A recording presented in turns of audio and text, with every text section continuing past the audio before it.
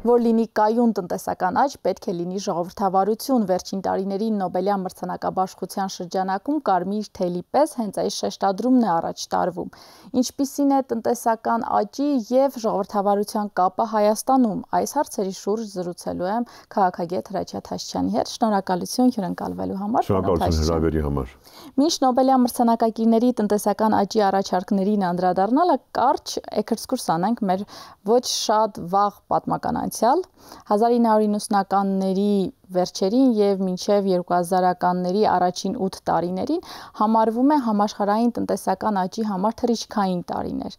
Այդ ժամանակ ինչպես դիրքավորվեց Հայաստանը եւ ինչու չունեցանք այն թռիչքային աճը, որ հնարավոր էր ունենալ։ Շնորհակալություն հարցի համար։ Նայեք 1990-ականներին Հայաստանի իհարկե շատ ծանր իրավիճակում էր գտնվում եւ շատ օբյեկտիվ պայմաններ կային, որոնք որ խոչընդոտում էին մեր տնտեսական աճին։ Դա ուրեմն շրջափակումն է, տրանսպորտային շրջափակումը, էներգետիկ խոր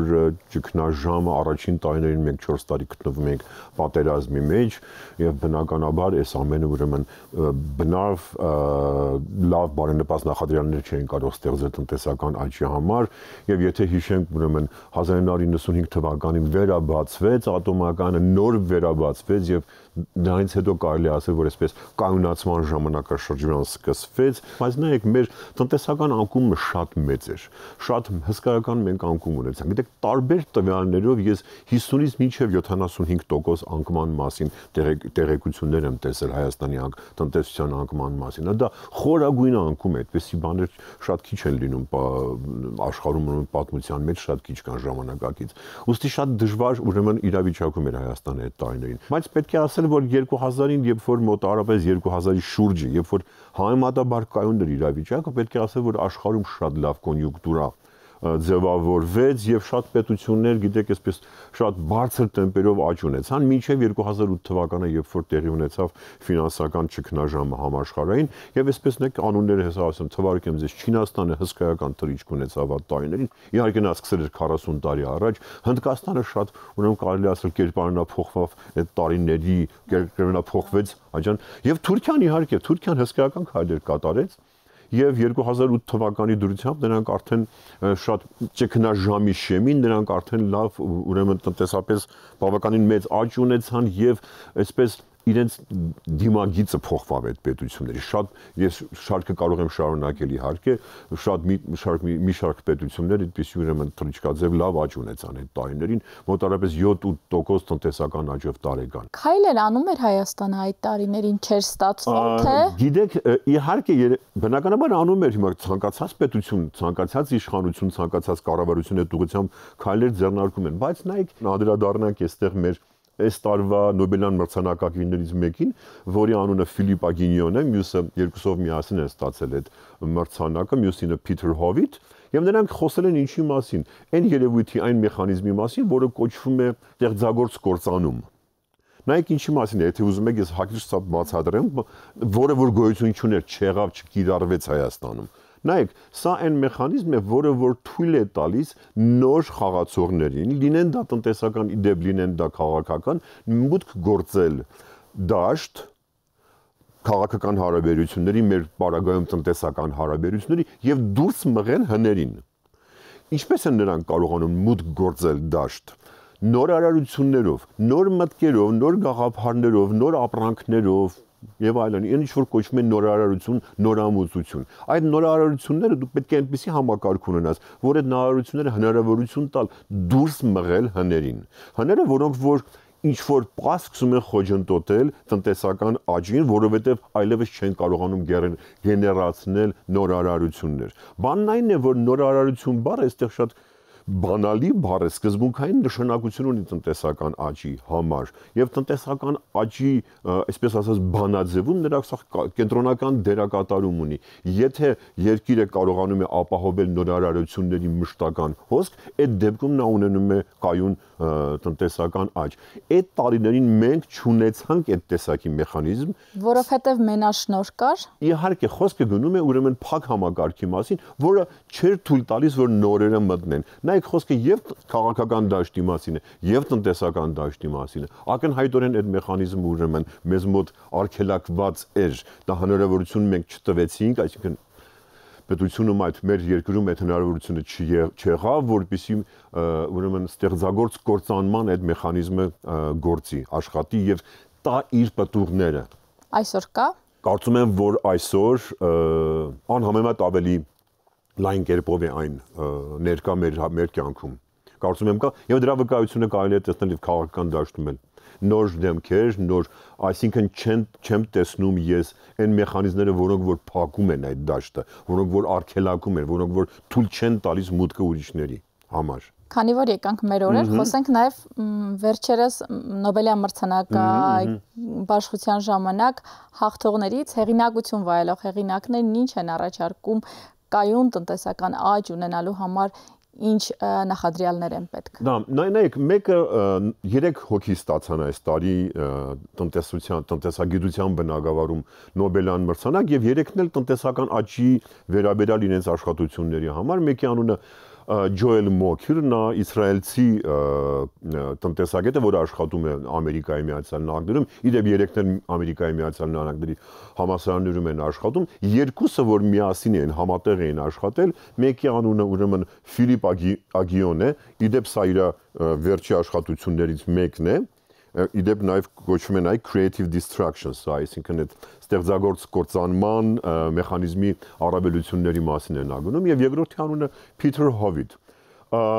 Նայեք, առաջինը ինչի մասին է խոսում, բանն այն է, որ նայեք տնտեսական աճ երևույթը դա միշտ չի եղել մարդկության պատմության ընթացքում, սա ավելի շատ վերջին 200 տարիներին բնորոշ երևույթ է եւ մենք միշտ մտածել ենք թե գիտեք այսպես մարդկության պատմությունը գծային ֆունկցիա է որ ուրեմն սկսել ենք զարգանալ եւ այսպես հետո վերջում հասել ենք այս օրերին, այսպես մշտական եւ անդադար զարգացման արդյունքում։ Ոչ, դա այդպես չի եղել։ Նայեք, ինչ հետաքրքիր թվեր կան, ուրեմն մոտավորապես 1000-ից մինչև 1820 թվականները համաշխարհային տնտեսությունը աճում էր ընդամենը 500%-ով տարեկան։ Բայց 1820 թվականներին, այսինքն երբ սկսվեց արդեն ինդուստրիալ հեղափոխությունը, համաշխարհային տնտեսությունը սկսեց աճել կես տոկոսով տարեկան եւ ի վերջո հասավ մոտավորապես 3-4 եւ անգամ 5% տնտեսական աճի տարեկան։ Ջոել Մոքիրը առաջի այդ հեղինակներից մեկը նա ասում է, գիտեք, ինչու այդ բանը տեղի ունեցավ, այդ պորտկումը, այդ պայթյունը ինչի տեղի ունեցավ, որովհետեւ համապատասխան մշակույթ ձևավորվեց, մասնավորապես Բրիտանիայում, Արևմտյան Եվրոպայում, որը բարենպաստ էր այդ նորարարությունների, նոր մտքի, ուրեմն համարձակ գաղափարների համար։ Մոտավորապես սա շատ ընդհանուր գծերով են բնականաբար ասում, բաց թողելով շատ հետաքրքիր մանրամասներ, բայց հիմնական թեզը դա է, որ ուրեմն պորտկումը տեղի ունեցավ եւ թույլ տվեց, նայեք, կուտակել ուրեմն օգտակար գիտելիքներ, որի հիման վրա հնարավոր դարձավ ուրեմն նորարարությունների այս դարաշրջանը, որը ճանապարհ բացեց մշտական եւ կայուն տնտեսական աճի համար։ Ֆիլիպ Ագիոնն ու Փիթեր Հովիթը ստեղ ուրեմն առաջարկում են, որ նայեք, երբ որ կա այդ բաց մեխանիզմը, որի մասին ես արդեն խոսեցի, դա հնարավորություն է տալիս նորարարությունները, որ մուտք գործեն, նոր ընկերությունները դուրս են մղում հներին, նոր գաղափարները դուրս են մղում հներին եւ այդպես հնարավորություն է նոր հաստոցները դուրս են մղում, հիներին դուրս են մղում։ Իդեպ նայեք, այս մեխանիզմը շատ հետաքրքիր կերպով գործում է նաեւ քաղաքական դաշտում։ Եվ կար այսպիսի մի Նոբելյան մրցանակակիր Դուգլաս Նորթ, որը որ նկարագրում է այս մեխանիզմի աշխատանքը քաղաքական դաշտում։ Այսինքն պետք է հնարավորություն լինի, որ նոր գաղափարներ, նոր տեսակետներ կարողանան մուտք գործել համակարգ եւ դուրս մղեն հներին։ Սա էլ է շատ կարևոր, որպեսզի քաղաքական դաշտը առողջ եւ արդյունավետ լինի։ Հայաստանում հաճախ առաջին պլան է բերվում տնտեսական աճը, հակադարձումներ կան, որ մեր համար թերևս պետք է կարևորագույնը լինի անվտանգության հարցը, խաղաղության հարցը եւ այլն։ Արդյոք տնտեսական աճը իր հերթին անվտանգության գործոն չի պարունակում իր մեջ։ Իհարկե, անշուշտ շատ ճիշտ եք դուք։ Բնականաբար այսօր մեզ օրակարգում համար առաջի հարցը բնականաբար խաղաղությունն է, մեր անվտանգության ապահովումն է, բայց ինչպես նայեք, տնտեսական աճը այսպեսի մի ինչպես ասեմ ձեզ, բոլոր հարցերին պատասխանող մի հասկացություն է, մի երևույթ է, ժամանակակից աշխարհում, ժամանակակից կյանքում։ Եթե կա տնտեսական աճ, նշանակում է կա բարեկեցություն, բարեկեցության աճ, կա առողջապահության աճ, կա կյանքի տևողության աճ, կա, ինչ ասեմ ձեզ, կրթական համակարգի բարելավում եւ այլն եւ այլն։ Այդ թվում եւ առաջին հերթին գուցե նաեւ կա, եթե կա տնտեսական աճ, նաեւ կա ուրեմն պետության ընդհանուր հզորացում եւ իր պաշտպանողականության կամ ուրեմն դիմադրողականության աճ, չէ՞, եւ որը որ արտահայտվում է առաջին հերթին իր երկրի անվտանգության ապահովման ոլորտում, դաշտում։ Եւ վերջո, եթե կա տնտեսական աճ, եթե դու տնտեսապես հետաքրքրություն ներկայացնող մի պետություն ես աշխարհում, դու ավելի մեծ, դրանով դու ավելի լավ, ավելի արդյունավետ եւ ավելի հզոր դիվանագիտական գործիքներ ես ձեռք բերում, որը որ կարող ես օգտագործել հենց քո երկրի անվտանգության ապահովման հարցում։ Այսինքն դրա համար ես ասում եմ, որ տնտեսական աճը այսպես մի կենտրոնական հասկացություն, որի վրա մենք պետք է այսօր շատ մեծ շեշտադրումներ եւ մեր ողջ հասարակությունը պետք է դրան։ Իսկ հնարավոր է ունենալ տնտեսական աճ մեկ կենտրոնից կախված լինելով։ Թե այստեղ կարևոր է հենց նաև այդ դիվերսիֆիկացված լինելը։ Հա, իհարկե, եկեք մի անգամից պատասխանեմ, որ իհարկե դիվերսիֆիկացիան ժամանակակից աշխարհում շատ կարևոր է, դա տնտեսական։ Դա էլ է եղել խոչընդոտներից մեկը, որ մենք գուցե չեմ կարող այսպես մասնագիտորեն շատ ճիշտ կերպով չեմ կարող ասել, բայց իհարկե գալիս է այդ բանը մի անգամից մտքիդ, որ երևի դա էլ գոյություն ուներ։ Ես պատասխանեմ ձեր հարցին, որ շատ կարևոր է լինել ինտեգրված համաշխարհային տնտեսության մեջ, համաշխարհային առևտրի այդ համակարգի մեջ եւ մաս կազմել այն ինչ որ կոչվում է, գիտեք, մատակարարման շղթաների համաշխարհային առևտրի մեջ, համաշխարհային առևտրի մատակարարման շղթաների մեջ մաս կազմել։ Շատ կարևոր սա հանգամանք է իհարկե տնտեսական զարգացման համար։ Այսօր շատ է քննարկվում, որ տարածաշրջանում նոր հնարավորություններ են բացվում, դա խաղաղության պայմանագիրն է, TRIP-ն է, ապա շրջափակումը եւ այլն։ Մենք ինչ պետք է անենք այսօր, որ այդ հնարավորությունները իրական տնտեսական աճի վերածվեն։ Կարծում եմ, որ եթե մենք բոլոր այդ հարցերը մեզ մոտ կարգավորված լինեն, այդ արտաքին հանգամանքները, եթե նախադրյալները լինեն, մեզ համար շատ լայն այսպես հնարավորությունների պատոհան կբացվի եւ մենք պարտավոր ենք այսպես ասեմ, պարտավոր ենք օգտագործել այդ հնարավորությունները տնտեսական կայուն տնտեսական հնարավորինս երկարատև տնտեսական աճ ապահովելու համար։ Բայց ես ուզում եմ մի հարցի վերադառնալ, դուք ամենասկզբից խոսեցիք ժողովրդավարություն եւ տնտեսական աճ կապի մասին, չէ՞։ Ես կուզենայի մանրամասնել նայեք, փաստորեն եւ այս տարվա 3-ն էլ 3 մրցանակակիրներ դրա մասին են խոսում։ Կարելի է ասել, որ անցյալ տարվա մրցանակակիրներով Տարոն Աճեմօղլուն էր հայ ազգի, նա էլ է դրա մասին խոսում։ Նա խոսում էր ինստիտուտներ ասելով մենք հասկանում ենք կանոններ, խաղի կանոններ,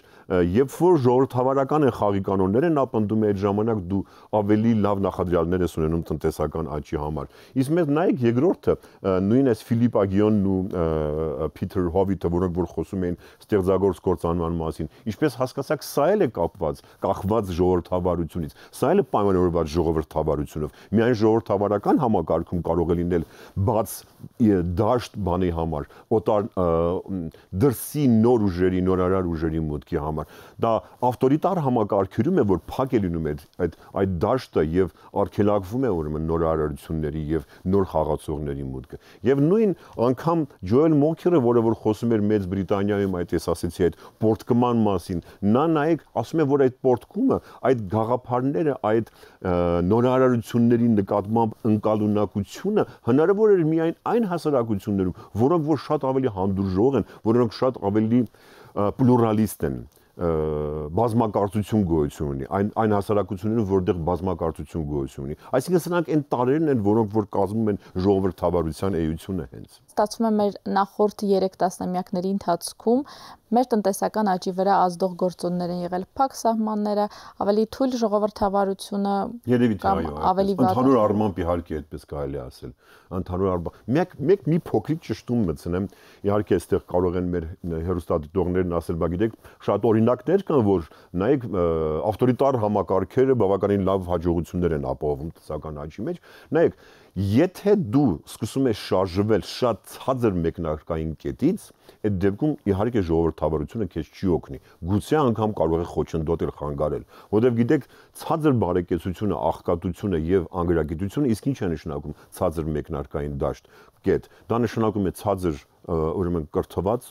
կրթության մակարդակ եւ ցածր բարեկեցության մակարդակ, ցածր եկամուտ մեկ շնչին ընկնող հաշվարկով։ Այդ դաշտ, այդ կետից, որը սկսում է զարգանալ, իհարկե ժողովրդավարությունը չի կարող օգնել։ Եվ ժողովրդավարությունը եւ այդ հասկացությունները անհամատեղելի բաներ են։ Բայց որոշակի մակարդակի երբ որ բարձրանում հասնում ես, օրինակ այսօրվա Հայաստանի մակարդակը։ Նայեք այսօր Հայաստանը դասվում է համաշխարհային բանկի չափանիշներով, ցուցանիշներով միջին եկամուտ ունեցող, ընդ որում բարձր միջին եկամուտ ունեցող երկրների